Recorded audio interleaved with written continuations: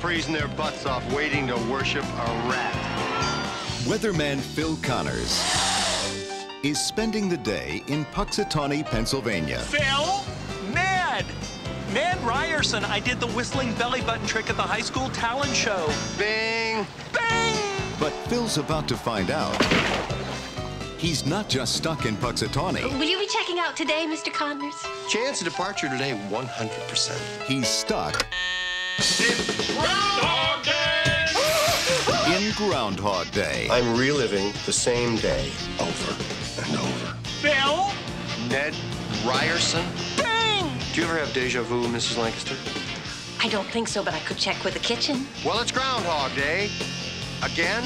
At first, he was a little anxious. Phil? What? Will you be checking out today, Mr. Connors? I'd say the chance of departure is 80%. But now, We could do whatever we want. he's discovering the possibilities Don't you worry about cholesterol? Why? and living life like there's no tomorrow. Phil Connors! Ned! Because there isn't. I am an immortal. I have been stabbed, shot, burned, frozen, electrocuted.